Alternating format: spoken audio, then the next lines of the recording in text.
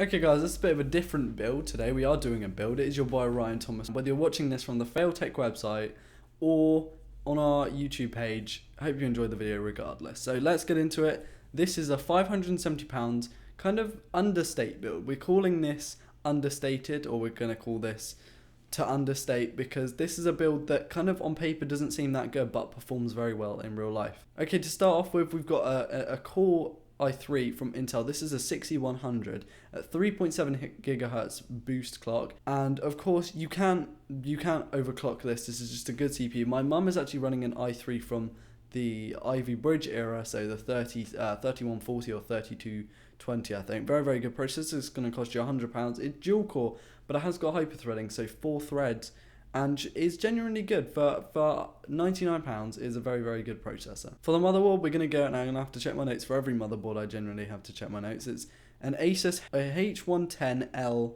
Plus D3 Intel H110. It's actually an ITX motherboard. Now, I love ITX. I think it's a great standard. I prefer micro ATX.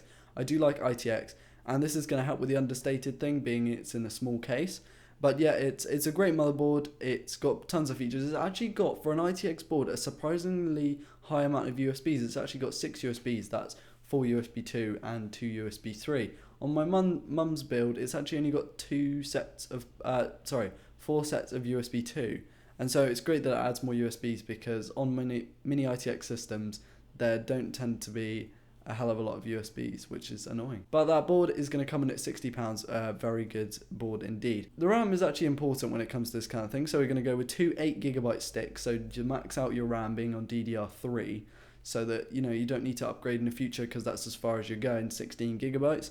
It's actually Crucial Ballistic Sport, this is the exact kit I want to buy for my system, because it's actually very good RAM. It's reliable, it's from Crucial, and it actually does last a long time, and it's 16GB is more than enough.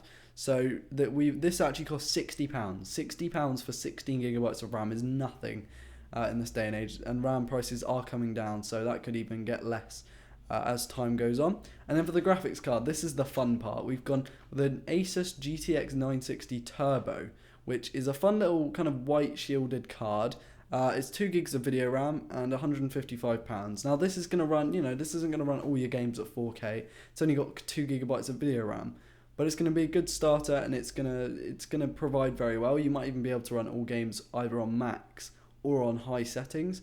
And Asus create high quality cards, so you're probably going to get a good warranty. It's going to last a long time. You're not going to have any issues with the card. For SSD, we're going to go with a very cliche and very standardized SSD I use in most of my builds, and that is a Kingston V300. We're going to go with 120 gigs of space for £42. My mum has this SSD. A couple of my friends' builds I've done has this SSD, or they have the SSD in the build.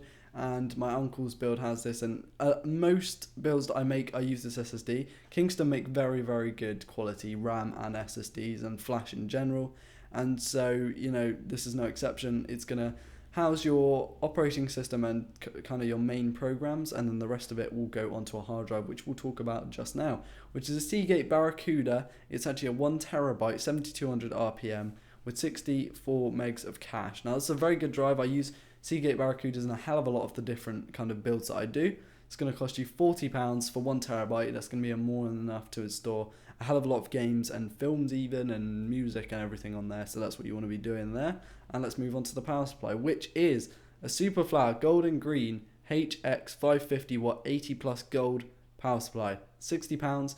550 watts is overkill for this, so I'll let you know that is definitely overkill. We could have gone with something 450 watt, maybe even 350 watt with the efficiency of this chip.